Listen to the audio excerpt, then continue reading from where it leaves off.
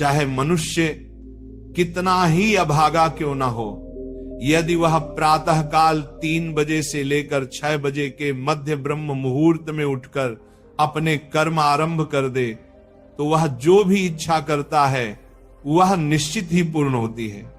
एक समय की बात है, माता पार्वती ने भगवान शिव से निवेदन किया, हे स्वामी, मैंने देखा है कि चाहे मनुष्य कितना ही दुर्भाग्यशाली क्यों न हो, यदि वह ब्रह्म मुहूर्त में उठता है तो उसके जीवन में सुख, शांति और सफलता स्वतः आने लगती है।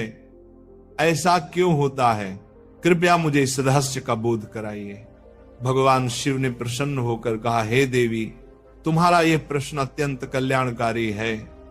मैं तुम्हें इस प्रश्न का उत्तर एक कथा के माध्यम से दूंगा। ध्यानपूर्वक सुनो।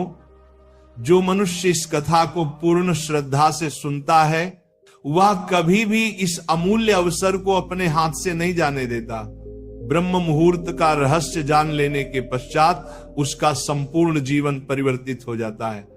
बहुत समय पूर्व की बात है, काशी नगरी में दीनू नामक एक बालक रहता था।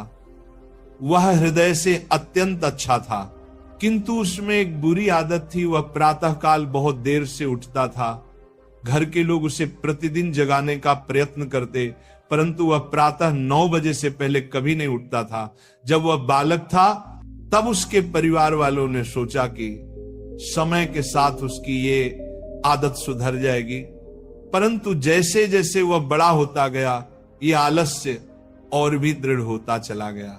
दुनिया इधर से उधर हो जाए, किंतु दीनू कभी जल्दी नहीं उठता था। उसके पिता उसकी इस आदत से अत्यंत दुखी रहते।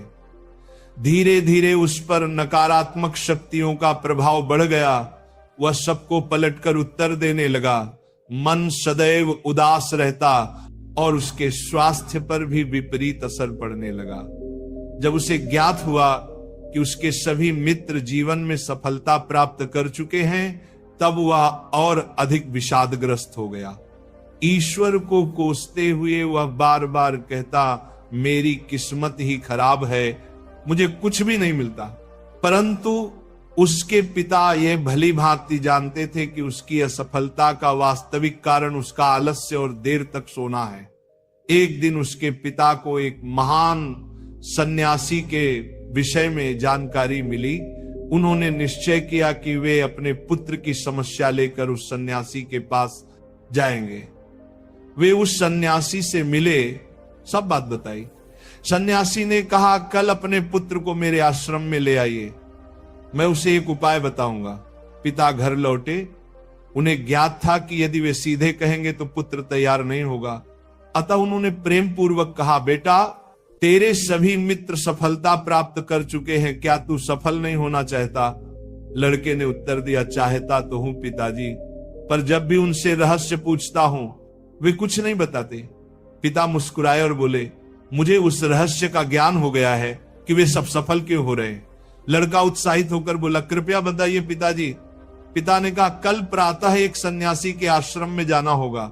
यदि तू समय से पहुंच गया तो वह तुझे ऐसा मंत्र देंगे जिससे तू सफल हो जाएगा, किंतु एक शर्त है। लड़के ने कहा, मैं आज रात्रि भर जागता रहूंगा और प्रातः इस सन्यासी से मिलने जाऊंगा। पिता बोले, ठीक है, पर उनकी आज्ञा का पालन अवश्य करना। रात्रि में पहली बार उस लड़के ने जागे रहने का प्रयत्न किया, परंतु कुछ ही समय में नींद ने उसे घेर लिया।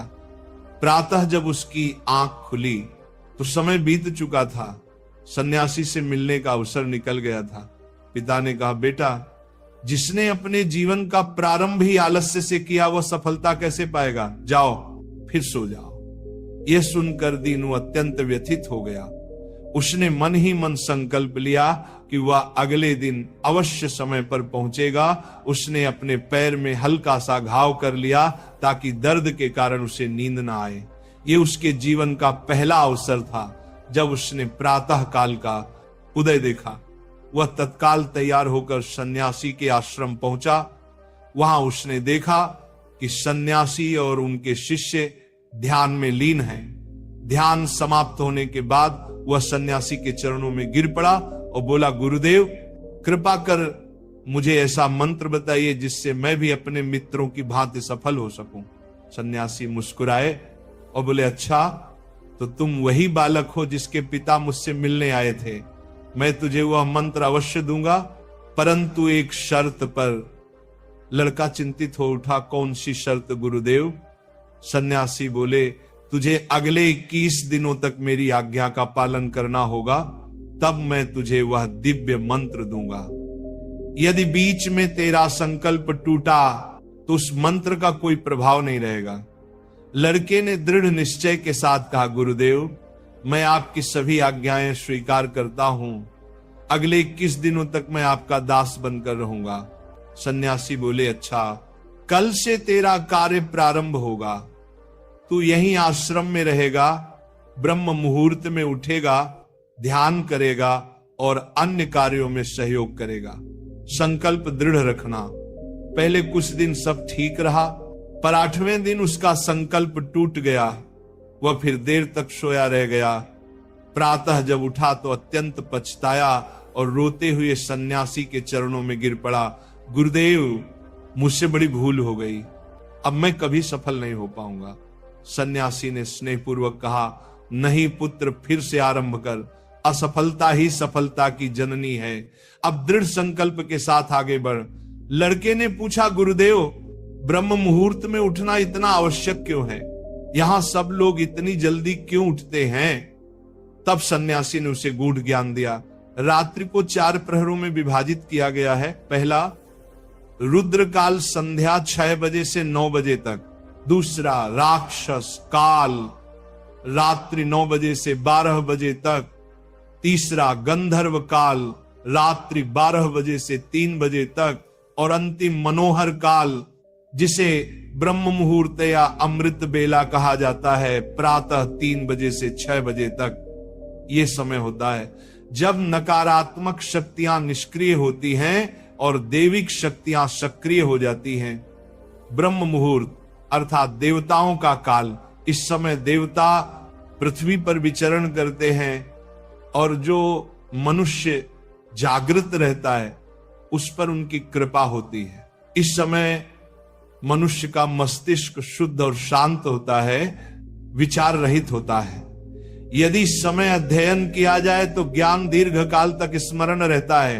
प्राचीन काल में लोग सूर्यास्त के साथ दिन का अंत करते और सूर्योदय के साथ आरंभ। यही प्रकृति के साथ तालमेल का रहस्य है। लड़के ने कहा, गुरुदेव यदि मैं ब्रह्म मुहूर्त में उठूं तो मुझे क्या करना चाहिए?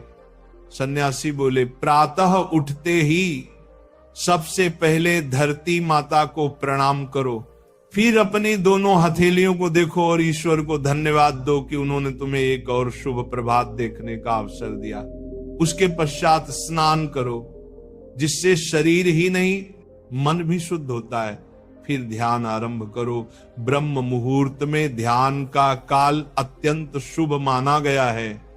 यदि तुम किसी मनोकामना की पूर्ति चाहते हो तो उसी समय ध्यान में बैठो, रीढ़ और गर्दन सीधी रखो, सुखासन में बैठकर आंखें बंद करो और ध्यान आज्ञा चक्र पर केंद्रित करो, जो दोनों भौहों के मध्य स्थित है। श्वास को लंबा और गहरा लो, कुछ क्षण रोक कर रखो, फिर धीरे धीरे मुख से बाहर छोड़ो। इस प्रक्रिया को 3 से 4 बार दोहराओ। इस दौरान अपनी मनोकामना को मन ही मन दोहराते हुए अपने इष्ट देवता और गुरु का चिंतन करो। जब यह अभ्यास प्रतिदिन किया जाता है तो इच्छा अवचेतन मन तक पहुंच जाती है और शीघ्र ही पूर्ण होती है। यही आज्ञा चक्र की शक्ति है। उस सन्यासी ने कहा कि ब्रह्म मुहूर्त में किया गया संकल्प कभी व्यर्थ नहीं जाता। इस समय ईश्वर की कृपा विशेष रूप से प्राप्त होती है। लड़के ने अगले 21 दिनों तक पूर्ण निष्ठा से इस नियम का पालन किया। अब वह अनुशासित, शांत और प्रसन्न चित्त बन गया था। 21वें दिन वह प्रसन्न भाव से सन्यासी के पास पहुंचा और कहा, गुरुदेव मैंने 21 दिनों का संकल्प पूर्ण कर लिया है, आप कृपया मुझे वह सफलता का मंत्र बताइए। सन्यासी मुस्कुराए और बोले, पुत्र, पिछले 21 दिनों से जो अभ्यास तू कर रहा है वही तेरा सफलता का मंत्र है। जो व्यक्ति ब्रह्म मुहूर्त में उठकर ध्यान करता है वह जीवन में कभी असफल नहीं होता। तूने ब्रह्म मुहूर्त का रहस्य जान लिया है, इसे जीवन पर्यंत निभाना यही तेरा सिद्धि मार्ग है। लड़के ने कृतज्ञता से उनके चरणों में प्रणाम किया और प्रतिज्ञा ली कि वह सदा ब्रह्म मुहूर्त के नियमों का पालन करेगा। भगवान शिव ने कहा, हे पार्वती, अब तुम्हें ज्ञात हो गया होगा कि ब्रह्म मुहूर्त का क्या महत्व है। माता पार्वती बोली, हे स्वामी, अब मुझे ब्रह्म मुहूर्त का संपूर्ण ज्ञान प्राप्त हो गया है। इतना कहकर माता पार्वती ने भगवान शिव को प्रणाम किया। यदि यह कथा आपको प्रेरणादायक लगी हो तो इसे अवश्य दूसरों तक पहुंचाइए। ब्रह्म मुहूर्त में जागो, जीवन को दिव्य बनाओ